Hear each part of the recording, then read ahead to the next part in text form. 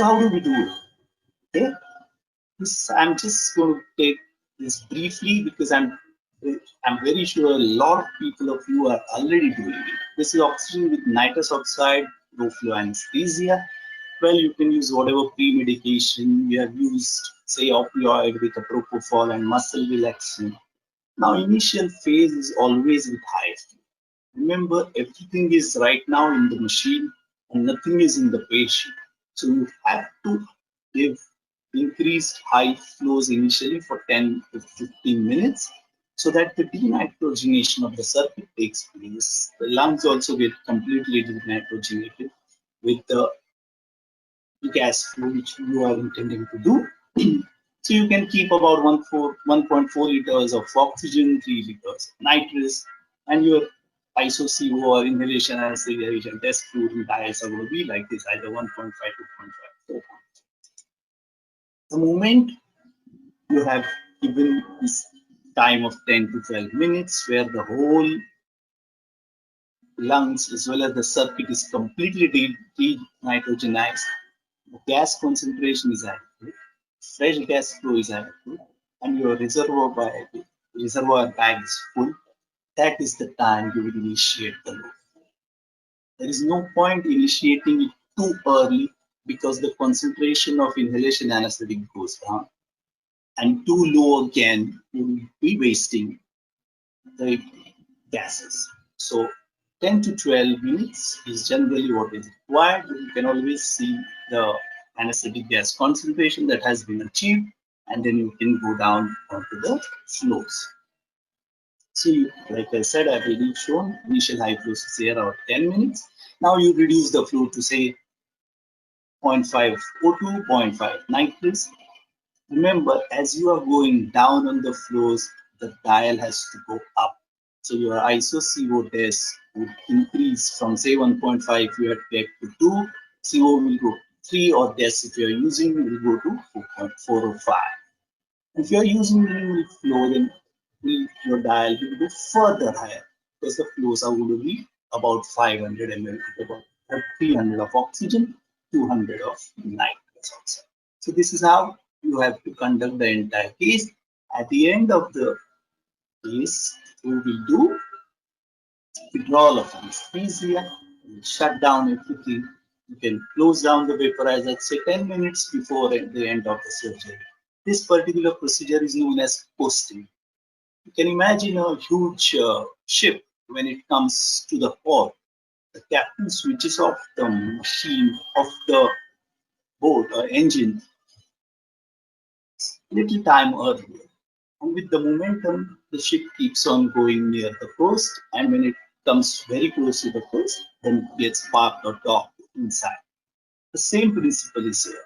There is so much of anesthetic agent inside the body.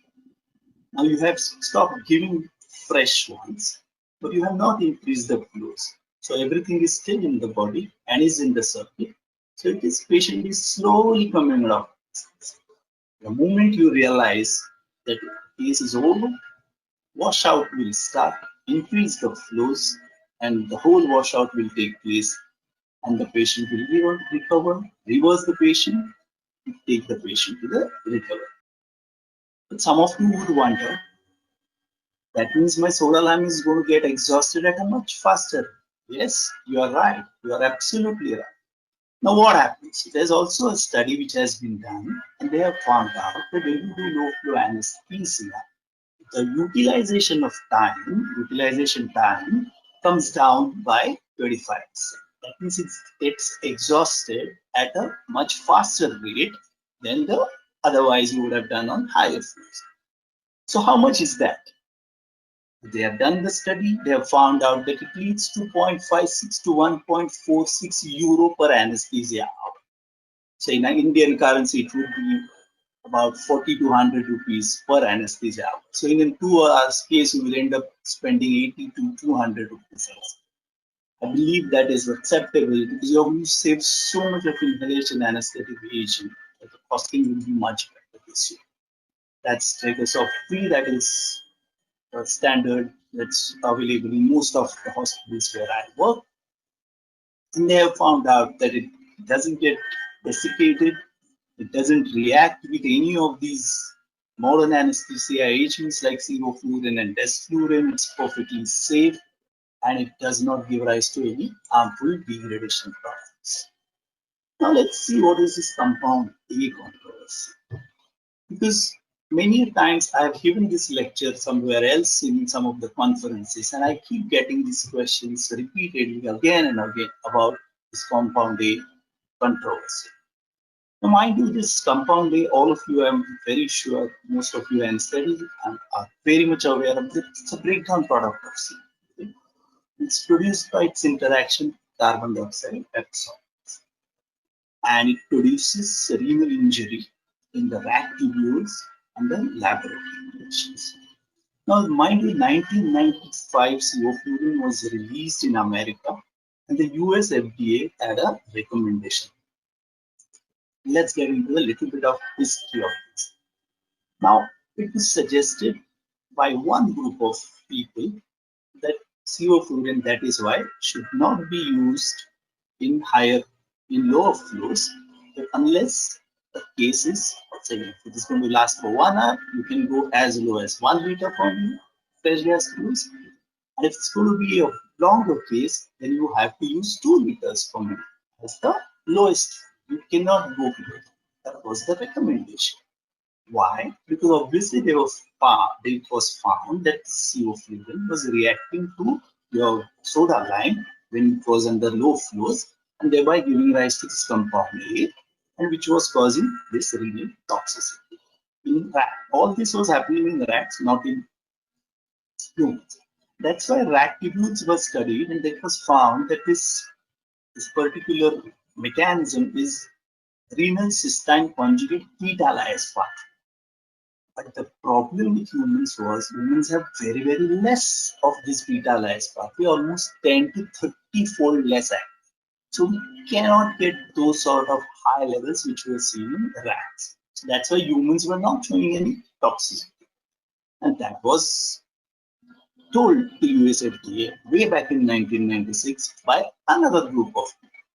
But US FDA wanted to play very, very cautious and very, very safe, and as rightfully so. So they decided, no, let's wait for some more time, let some more evidence come, and then we will either lift up this recommendation or we keep it as it is. And this Edmund Eager, they were the ones who discovered this nephrotoxicity of sevoflurane, and they said, no, this recommendation should remain. So that is history. Okay. Now, then came the controversies.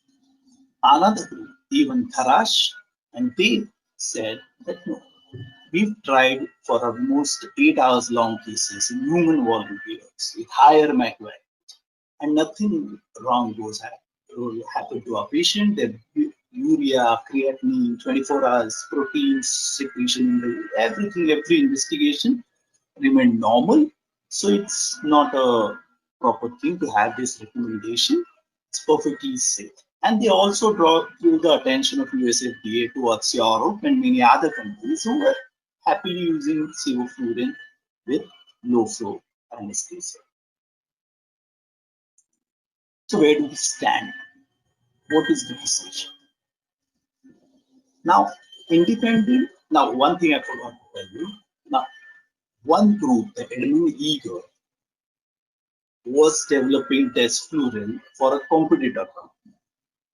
And Kharash and the team was working with the manufacturers of Abbott Industries. They were the manufacturers of sevoflurane. So both these parties were accepting money from their respective companies. So their personal bias was coming into play. So later on, US FDA said, okay, we will have independent people. And what these independent people found out ultimately that compound A was being formed due to its reaction with potassium hydroxide in the soda lime that was called Paraline. Now, Paraline was never released in India, so Indians should not ever get worried to use sevoflurane. America also withdrew Paraline in 2004, 16 years ago. The recommendation was from 1995. After 1995, so many better quality soda limes have been invented. Today, there is no need to get worried.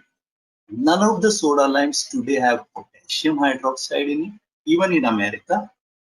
India is very, very safe. We don't have barrel lime, we don't have potassium hydroxide, we have only calcium hydroxide. Sometimes we have sodium hydroxide also in little quantities and barium hydroxide. We don't have potassium hydroxide at all in our country. So you need not worry, and that is why you can use whichever soda lime and safely conduct low flow anesthesia. The proof of pudding is in the eating, as they say. So in 2007 came this paper where they took 7 different types of CO2 absorbents and they used it on patients, extremely low flows, metabolic flows, and they searched for the presence of compound A and carbon monoxide production. They did not find anything, and so they put the matter to the rest, stating that no relationship could be established between temperature and your compound A concentration. You can safely use all these agents under low flow anesthesia. So that is the final word today on this conference. Are there any disadvantages? Well, most of the vaporizers which we use are used to deliver anesthetic gases at higher levels. Now, the moment you start giving lower flows, your dial concentration, whatever is written, and the actual concentration, what you are giving to the patient, starts varying. You will never have the same. So you may think you have kept the dial of desflurane on 6, but the 6, whatever concentration, is not going to the patient. Patient is getting a much lesser concentration. So this disparity always occurs, and you may end up giving less to the patient, thereby keeping the patient possibility of patient remaining awake. What else can happen? The unwanted gases that enter into the breathing system, they never leave the system at all. So any gas that enters the system, it's a perfectly closed system. It's not leaking at all, so nothing is going to come out of the system. So it will keep on circulating from the machine to the patient to the machine, and patient will continuously keep inhaling. So which are these gases and from where they will enter? Any gas which is not taken up by the patient or absorbed chemically will tend to accumulate. They are exhaled by the patient. The contaminants, the medical gases, or reaction with the chemical agents used for CO2 absorption. So the substances exhaled by the patient, what that could be? They could be alcohol, acetone, carbon monoxide, methane.